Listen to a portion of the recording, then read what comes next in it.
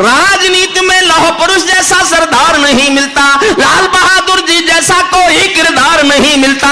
Array गहरे नत्थु खैरे कंत्री बनकर बैठे हैं, जिनको जेलों में होना था मंत्री बनकर बैठे हैं, जिनको जेलों में होना था मंत्री बनकर बैठे हैं। और दिल्ली के लिए कह रहा हूं, जिनको जेलों में होना था मंत्री बनकर बैठे हैं। मैंने देशद्रोहियों का अभिनंदन होते देखा है, मैंने देशद्रोहियों का अभिनंदन होते देखा है। भगत सिंह का रंग बसंती चोला रोते देखा है। लोकतंत्र का मंदिर भी लाचार बनाकर डाल दिया, कोई मछली बिकने का बाजार बनाकर डाल दिया।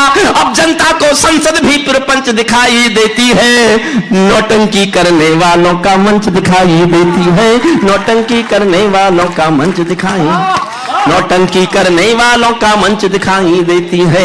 गांधी जी के सपनों का ये कैसा देश बना डाला, चाकू चोरी चीर हरण वाला परवेश बना डाला। हर चौराहे से आती है आवाजें संतरासों की, पूरा मुल्क नजर आता है मंडी ताजा लाशों की। वे सिंहासन चला रहे हैं गांधी जी के नारों से, मदिरा की बदबू आती है संसद की दीवारों से, मदिरा की बदबू आती है संसद की दीवारों से।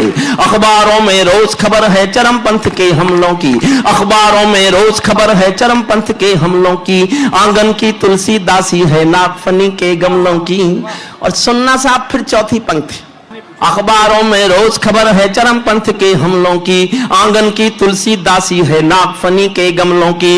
हत्याओं की अपहरणों की स्वर्णमयी आजादी है, रोज गोडसे की गोली के आगे कोई गांधी है। संसद के सीने पर खूनी दाग दिखाई देता है, पूरा भारत जलियांवाला बाग दिखाई देता है, पूरा भारत जलियांवाला बाग, पूरा भारत जलियांवाला बाग दिखाई देता है। जब कोयल की डोली गिद्धों के घर में आ जाती है, क्या पंक्ति है ये राजनीति, क्या बात है, वाह क्या कहने। शुद्ध राजनीति पे बोल रहा हूं, और जो लोग राजनीति में हैं वो भी नहीं समझेंगे।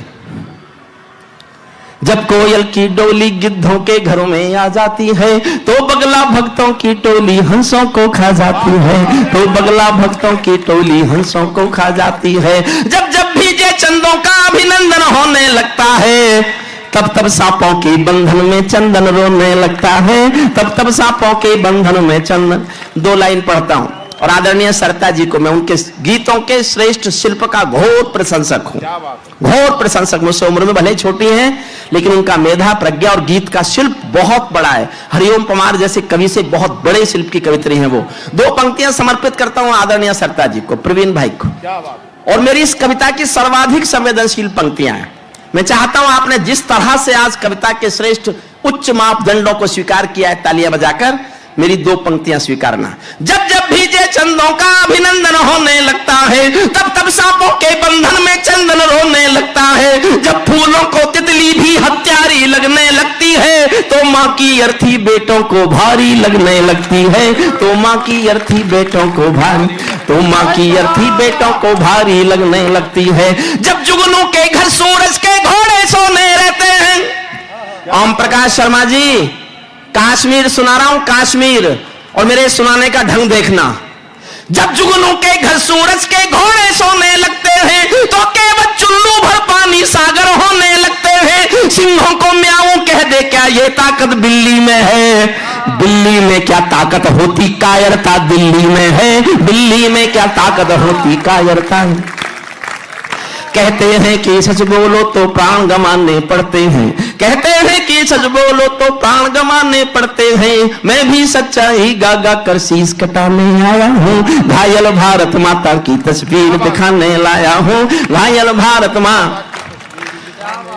और आदरणीय ओम प्रकाश जी, मैंने आपके वो कर्तव्य देखे जो आपने विधानसभा में दिखाए। मैं आपका प्रशंसक हूं और आपके संघर्ष को प्रणाम करता हूं। जो अच्छे नेता हैं उनको प्रणाम करता हूं, आप ऐसे हैं तो आपको भी प्रणाम करता हूं। सुनना, जो अच्छे सच्चे नेता हैं उन सबका अभिनंदन है। मुझसे किसी ने कहा खिलाफ ही खिलाफ बोलता है क्या? मन का नहीं, समर्थन में भी बोलता हूं। सुनना आप, जो अच्छे सच्चे नेता हैं उन सबका अभिनंदन है, उनको 100-100 बार नमन है, मन प्राणों से वंदन है। जो सच्चे मन से भारत मां की सेवा कर सकते हैं, हम उनके कदमों में अपने प्राणों को धर सकते हैं, हम उनके कदमों में अपने प्राणों को धर सकते हैं। लेकिन जो कुर्सी के भूखे दौलत के दीवाने हैं, सात समंदर पार तिजोरी में जिनके तहखाने हैं, जिनकी प्यास महासागर है, भूख हिमालय पर्वत है, लालच पूरा नील गगन है, दो कौड़ी की इज्जत है, उनके कारण ही बनते हैं अपराधी भोले भाले। डाकू को पैदा करते हैं नेता और पुलिस वाले, डाकू को पैदा करते हैं नेता, डाकू को पैदा करते हैं नेता। अंतिम छंद सुनना इस कविता का। मैंने आखिरी छंद लिखने के लिए कविता लिखी थी, और आखिरी छंद में भी एक लाइन लिखने के लिए। एक महाभारत में कथा आती है जिन कृष्ण की चर्चा हमारे प्रवीण भाई ने की। सचमुच मैं आज तक अपने को, जब भी मैंने कविता सुनी, अपने को मैं रोक नहीं पाया, मेरी आंखें गीली रहती हैं। बहुत आंसू मैं अंदर पीता हूं, बहुत आंसू बाहर निकल जाते हैं। कृष्ण, महाभारत में कथा आती है, कृष्ण को राजा शिशुपाल रोज गाली देता था। जब देखो गाली, जब देखो गाली। लोग कृष्ण जी से पूछते थे, इसकी गाली सुन के चुप रह जाते हो? ये तुमसे ज्यादा ताकतवर है क्या? तुम इससे डरते हो क्या? तो कृष्ण कहते थे, ऐसा नहीं है, ये मेरी बुआ जी का बेटा है, सगा बुआ का बेटा था शिशुपाल श्री कृष्ण की। और कृष्ण ने लोगों को बताया कि मेरी बुआ जी ने एक दिन खाना खिलाते खिलाते मुझसे वचन ले लिया कि मेरे इस बदतमीज बेटे की 99 गालियां कृष्ण माफ कर देना। तो मैंने बुआ को वचन दे रखा है, मैं 99 गालियां माफ करूंगा, लेकिन जिस दिन ये 100वीं गाली देगा मैं इसको सजा दूंगा। और आप जानते हैं महाभारत में लिखा है, जिस दिन शिशुपाल ने 100वीं गाली दी, भरे दरबार में सुदर्शन चक्र से उसकी गर्दन काट दी गई। मैं एक वाक्य बोलता हूं, जानना चाहता हूं कितने लोग मेरी बात समझेंगे। मैं भी हिंदुस्तान की राजनीति के अपराध गिन रहा हूं। सल्यूट आपको, आप समझे? अरे वाह प्रवीण, तुम मुझे यहां क्यों लेके नहीं आए? मैं तो बिन पैसे आऊंगा यहां, उससे पहले भी जितने मिलेंगे वापस ले जाऊंगा यहां। इतने प्यारे लोगों में कविता सुनाने का सुख ही अलग है। अंतिम छंद सुनना, और अंतिम एक लाइन के लिए मैंने पूरी कविता लिखी है, सुनिएगा। राजनीति के अपराध।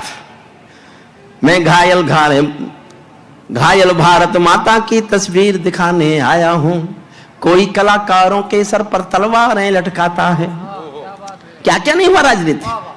कोई कलाकारों के सर पर तलवारें लटकाता है, कोई वंदे मातरम के गाने पर नाक चढ़ाता है, कोई हिमालय ताजमहल को सौदा करने लगता है, कोई गंगा यमुना अपने घर में भरने लगता है, कोई तिरंगे झंडे को फाड़े फूके आजादी है, कोई गांधी को भी गाली देने का अपराधी है, कोई चाकू घोंप रहा है संविधान के सीने में, कोई चुगली भेज रहा है मक्का और मदीने में, कोई ढांचे का गिरना यूएनओ में ले जाता है, कोई भारत मां को डायन की गाली दे जाता है, लेकिन 100 गाली होते ही शिशुपाल कट जाते हैं। तुम भी गाली गिनते रहना, जोड़ सिखाने आया हूं। घायल भारत माता की तस्वीर दिखाने।